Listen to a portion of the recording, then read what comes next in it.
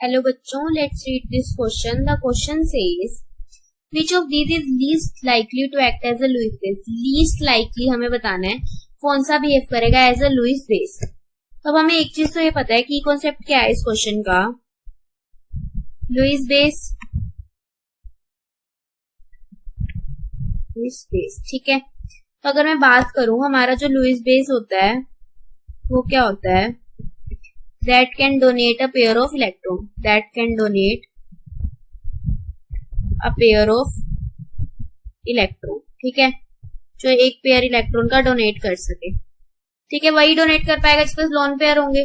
तो अगर मैं ऑप्शन देखूं, सबसे पहले हमारा ऑप्शन है सीओ। तो अगर मैं सीओ की बात करूं तो हमारे पास सीओ के पास 4 वैलेंस इलेक्ट्रॉन होता है। टोटल वैलेंस इलेक्ट्रॉन निकालू तो टोटल वैलेंस इलेक्ट्रॉन मैं निकाल रही हूँ, तो क्या होगा, यहाँ पे सीओ के पास हमारे पास 4 होते हैं और जो हमारे पास ऑक्सीजन के पास कितने होते हैं, तो हमारे पास हाइड्रोजन पे क्या, ऑक्सीजन पे कितने होते हैं, 6 होते हैं। तो यहाँ पे कितने हो गए, 10 वैलेंस इलेक्ट्रॉन होने चाहिए थे। बट अगर मैं देखूं सी डबल बॉन्ड O होता है तो यहाँ पे सिर्फ 2 इलेक्ट्रॉन ही शेयर हो रहे हैं। तो एक कार्बन पे भी हमारा लोन पेयर है और ऑक्सीजन पे भी 2 लोन पेयर है, ठीक है। तो हमारे पास 2 लोन पेयर है तो ये डोनेट कर सकते हैं, तो ये तो बिहेव करेगा एज अ लुईस बेस। अगर मैं आगे एफ नेगेटिव की बात करूं, हमारा एफ नेगेटिव नेगेटिव चार्ज है तो यहाँ 2 इलेक्ट्रॉन तो वैसे ही हैं, तो ये भी कर सकता है, कैन डोनेट इलेक्ट्रॉन, ठीक है। अगर मैं सी बात करूं, हमारा सी क्या है, BF3 है। सी क्या है हमारा, BF3 है, ठीक है। अब जो हमारा BF3 है, BF और F, ठीक है।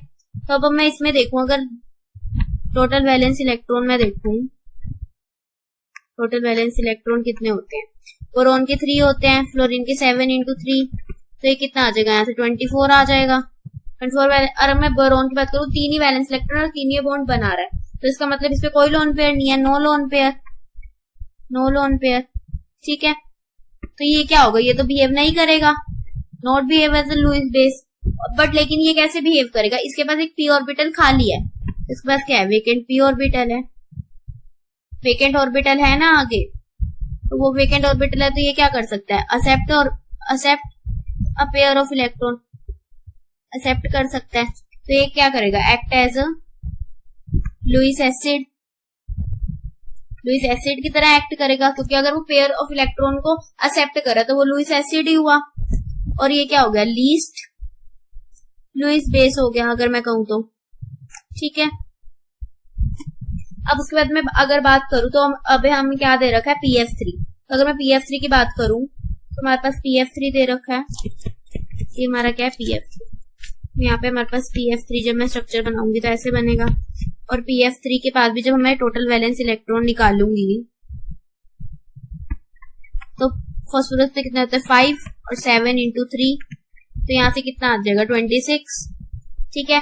तो फास्फोरस पे यहाँ 5 वैलेंस इलेक्ट्रॉन और ये 3 ही बॉन्ड बना रहे, तो इसके पास भी कितने हैं, 2 इलेक्ट्रॉन लेफ्ट है, तो 1 लोन पेयर है, तो ये भी as a Lewis base act करेगा, लुईस बेस एक्ट करेगा, एक्ट एज लुईस बेस, ठीक है।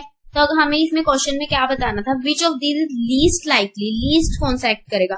तो हमें पता है सीओ के पास भी लोन पेयर है तो वो भी डोनेट कर सकता है, फ्लोरीन के पास भी है, और हमारा जो PF3 है वो भी डोनेट कर सकता है। जो हमारा BF3 है उसके पास कोई लोन पेयर नहीं तो वो डोनेट कर ही नहीं सकता, तो हमारा लीस्ट जो बिहेव करेगा एज अ लुईस बेस वो क्या होगा, BF3।